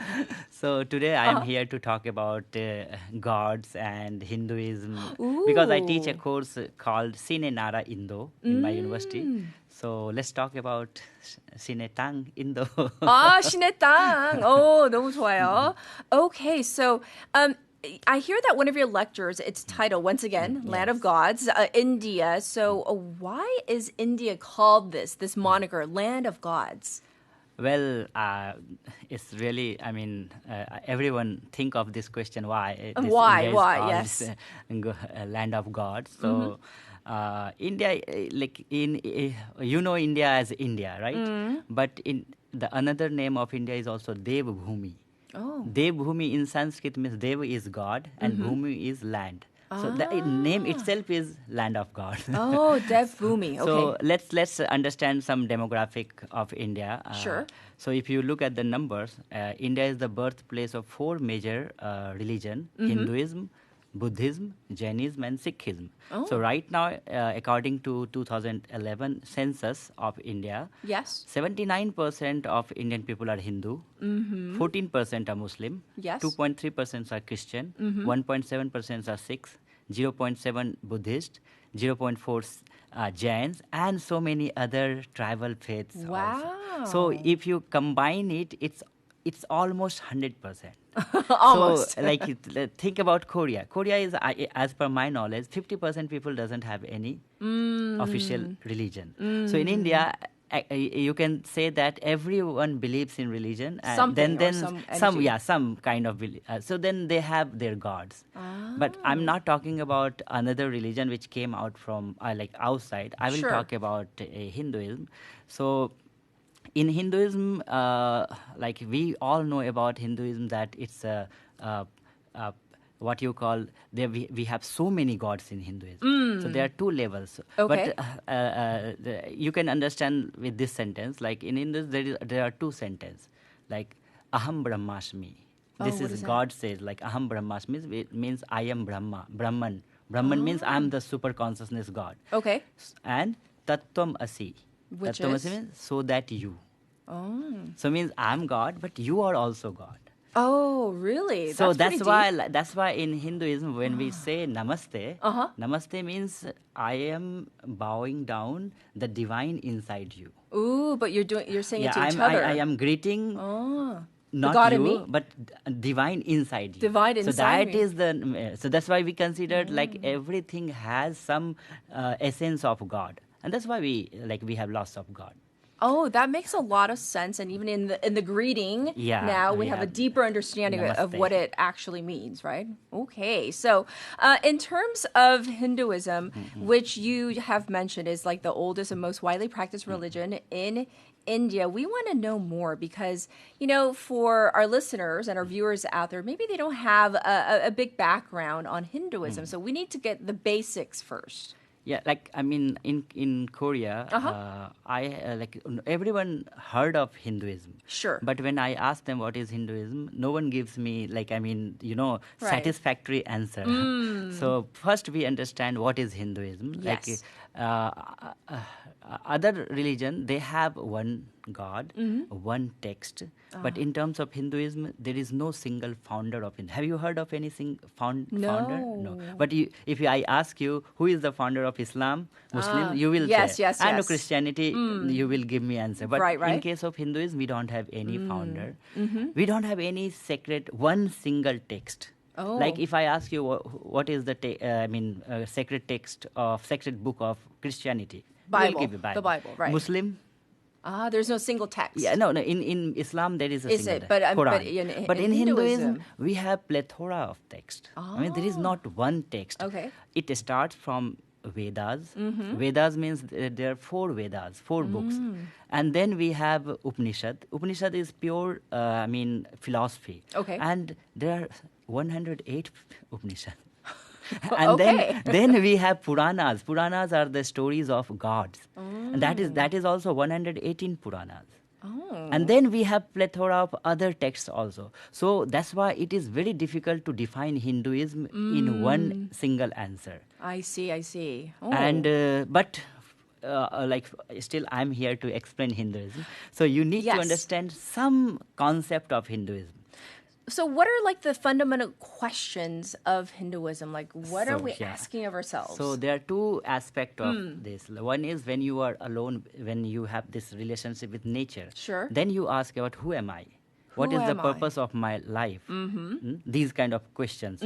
But when you are in social terms, when you live a social life, then that's a different, background. So in Hinduism, I'm talking about now worldly life.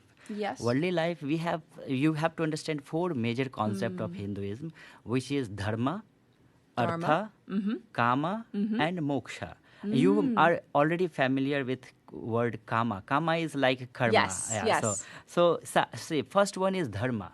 Dharma is a kind of when we live a life, then what is your duty? Righteous duty. Okay. So that is the duty is your dharma, and then artha is all kind of materialistic, a thing. Like money, it can be wealth, it can be a material security. Sure. Whatever you need to live your life, that is called artha. And then kama is healthy pleasure. Means whatever we are gaining, it gives us some kind of pleasure, right? Okay. So that is 2 things. Like artha and kama is like what we gain in our life. And then we have another concept of moksha. What is moksha? Moksha is, it is translated as salvation, but that's not the actual translation. What does it really mean? It means liberation. And from what? So liberation from the cycle of rebirth. Oh. Because in Hinduism, we have the concept of samsara. Samsara means we we get born, and then we live, and then we die, and we again rebirth. So that is the cycle. And it is considered as in Buddhism also it is considered that a cycle of birth is itself is a suffering. Ooh. So to get away of this suffering, you need to free from this cycle. So that is the ultimate goal of every Hindu or Buddha or Jain people in India. Yes. I wish we had 30 more minutes because I'm so fascinated. You have brought me in. But we're going to actually jump ahead a little bit, Professor, and talk about this in terms of some of the questions that people may have. Can we jump to that? Yes. Yeah, you can. And so what do you think are as someone who teaches students here in Korea about India, what do you think is the most important thing for people to understand about Indian culture, but also the various religions and the gods that you just spoke about? See, so that's why India can be summarized in one single word. It can be unity in diversity. Unity and diversity. Yeah, so as I told you, we have plenty of religion. Right. We have plenty of languages. So officially, India has 22 languages. 22 official languages. Ooh. And these languages are not dialects. These are entirely different language. So I have a side question. So how does the communication go? Because you're saying it's not dialects, but it's actually different languages. Different language. So in case of me, I only speak 2 languages of India. The 2 of the 22? 2 of the 22. One is my mother tongue Hindi and English. English is also considered as an official language of India. But we have plenty, 21 other Indian language I don't speak. Some language I just know the greetings, and some language I don't know the greetings even. That's fascinating to me. And still Indian people with this kind of diverse culture, India is 28 times or 30 times bigger than South Korea. Right. And you call 79% Hindu, but even in Hinduism the practices are very different. I see. Like the shape of, temple, the way we pray to God. South Indians, North Indians, is very completely different. The way we marry is, we all are Hindu, North Indian, South Indian. But if you see the cultural aspect, the way we live, it is all different. Really? But still, India is one. And we know how to live with each other.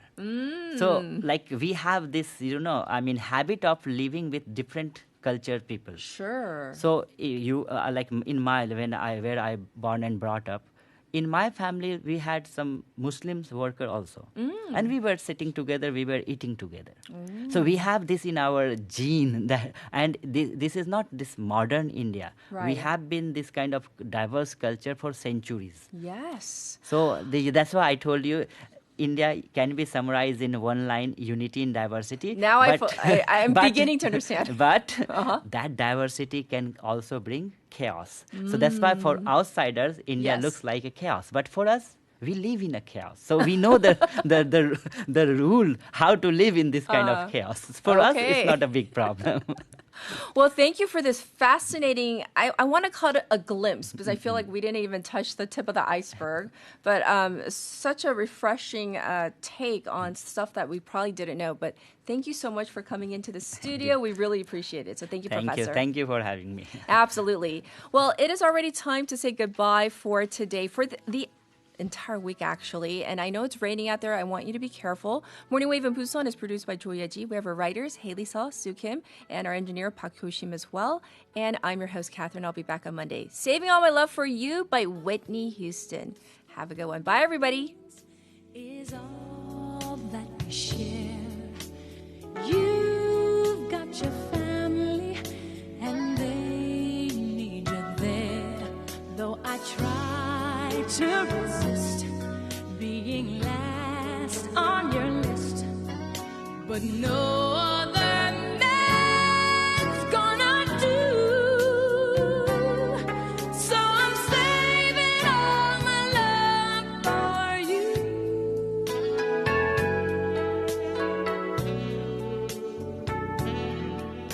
It's not very easy living all alone. My friends try and tell me find a man of my own, but each time I try, I just break down and cry, 'cause I'd rather be home feeling blue. So I'm saving all my love for you. You used to tell me we'd run away together. Love gives you the right to be free. You said be patient, just wait a little longer. But that's just an old fantasy. I've got to get ready, just a few minutes more. Gonna get that old feeling when you walk through that door. 'Cause tonight